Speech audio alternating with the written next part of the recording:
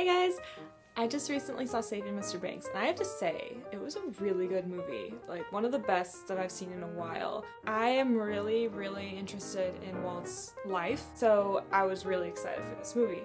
I have read Walt's biography called Walt Disney, an American Original by Bob Thomas, and that was a really good book. If you ever want to read about Walt's life and his experience growing up and creating the Walt Disney Company and all of the troubles he went through and all of his achievements, everything, I recommend that book for sure.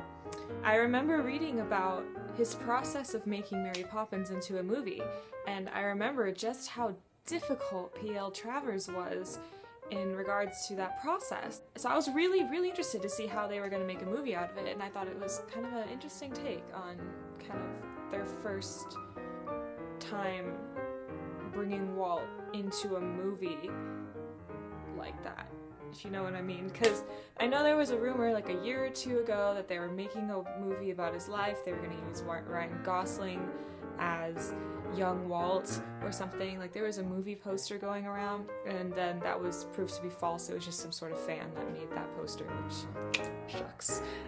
I was really curious to see how Tom Hanks was going to portray Walt.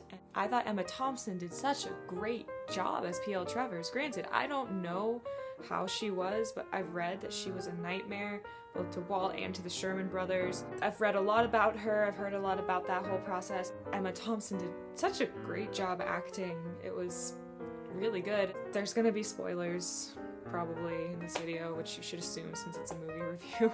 The little details that they put in about Walt made me happy, like how he has this smoker's cough that whenever he would cough, you could tell that he's coming down the hallway or he's coming to your room if you're at work, if you're an employee, so it kind of warns them, oh, Walt's coming, watch out. Seeing vintage Disneyland, that was really cool. It's kind of weird because it's like, oh, I work right across from there now, and that didn't exist during this time period, or I don't know, it was just to see a portrayal of Walt walking through Disneyland, that got me right here.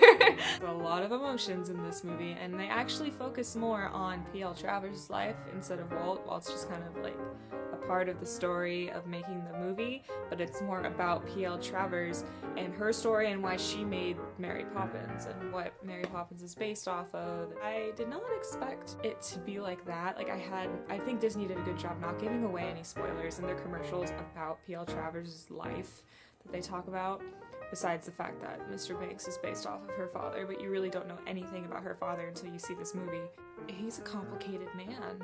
I had a very love-hate relationship about him, and I felt so bad for the young P.L. Travers. Let's Go Fly a Kite, that was a great scene. I really like that, and I love how stubborn one of the Sherman brothers was to her.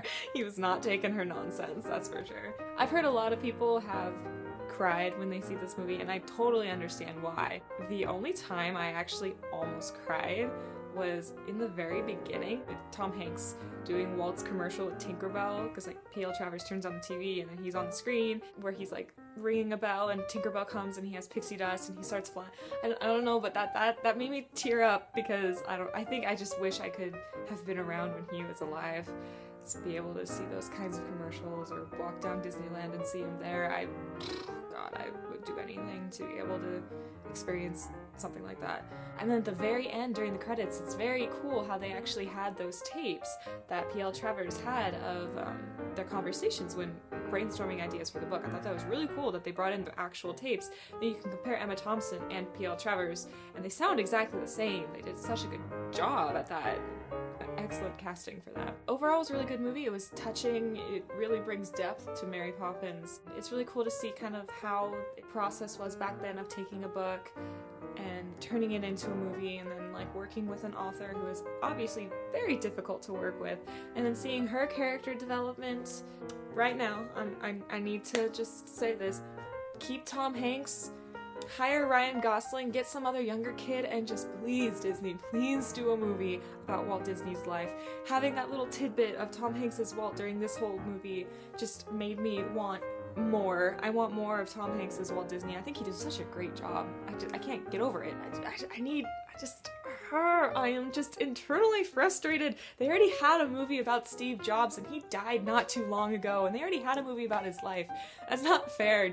Walt's been gone for a long time and it's just, ugh. Okay, I'm sorry. That's just my internal frustrations. I definitely recommend seeing Saving Mr. Banks if you love Disney, you love Walt, you like any type of documentary, not documentary, like biography or like real life story about something. You like Mary Poppins.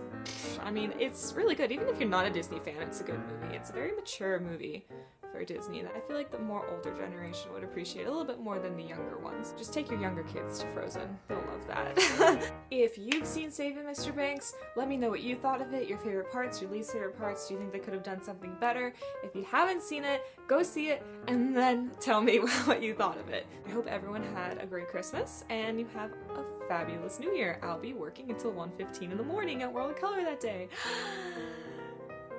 Yeah. Go on.